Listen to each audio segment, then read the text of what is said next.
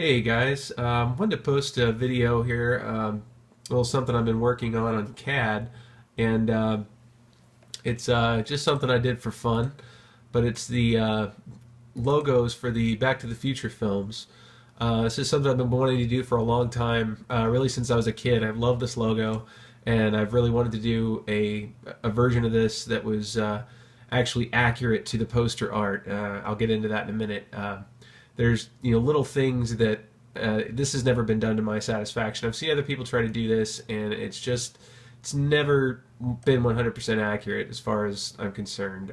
Just little things like the how the E and the F don't quite line up. Like that looks like a mistake. It's actually, if you look at the poster art very closely, the F and the U not quite lining up here. Those things are actually that way on the initial logo that was designed, because it was, back then it was hand drawn. So this is actually a 100% accurate to the one sheet. And the way that I got this logo to begin with was I actually took a really close in picture with my iPhone of the original one sheet, which I have, and just basically went into AutoCAD and traced it methodically. Took a lot of time getting it right, and little things stuck out to me that weren't right, and I made them right. And I actually did this in 2D at first, and I liked it okay, but I quickly determined that that wasn't going to be good enough for me, because I wanted things like this metallic look up here. I wanted that to look like metal as opposed to just flat blue, and quickly found out with CAD there really wasn't a good way to achieve that without making the logo three-dimensional.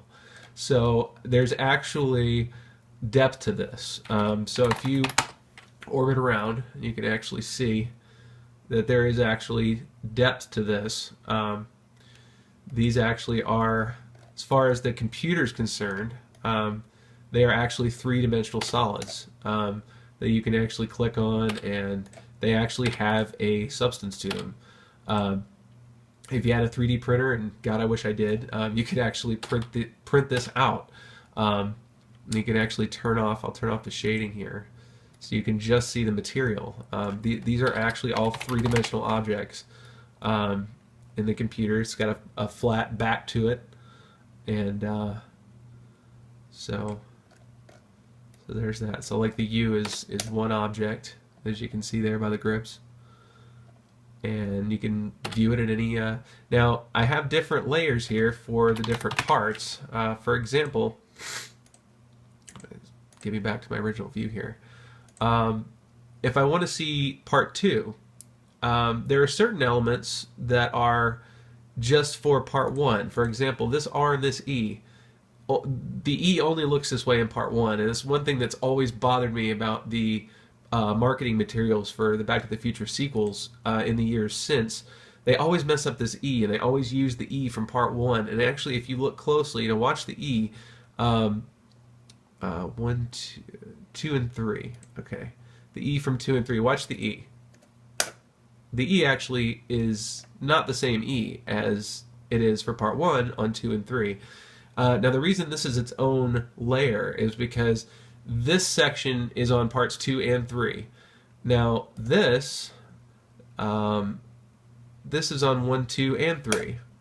Everything from back to the FUTU, all of that is identical for 1, 2, and 3. So there's really no reason to have that duplicated 3 times on the computer just for sake of space. Now you can turn on the number for part 2 right there. And it actually does say part in here. You can't see it, but the reason you can't see it is because it's actually recessed. It's actually cut out of the arrow. But you can see it as soon as you start turning. And it's actually cut into the material. So you can actually see that it is there. And you can see it once you turn the shading on. But since you're looking at it dead on from the front view, you can't see it because it's the same color. So it's kind of camouflaged. But anyway, yeah, these are actually, and it's interesting when I got to drawing this in 3 dimensions that you actually have to have the arrow above everything else, because it actually does sit above the 2. But now if you turn the shading back on for shading anything that says part 2, 2, 2, And just like that, now you've got part 2 showing up. You can orbit around, and I'll put that back up to the front view so you can see that one, or top view. Excuse me, I've got a little bit of a cold hit today. So that's the logo for part 2. And I actually did 2 different versions of part 3. There is the part 3 that's on the poster, which is the yellow part 3. And there's the one that's in the movie, which is the gradient part 3 that's graded like this. So I'll start with the one from the poster. I'll turn off the shading for part 2, which is just this. Now you just got the number. Turn off the solid for part 2, and we'll turn on the solid for part 3. So now you got the 3 number, and we'll turn on the shading for the poster version, which is the all yellow version. And get in there and see that. And go around and look at that. And see how the you can really see those letters cut out into that material very nicely there.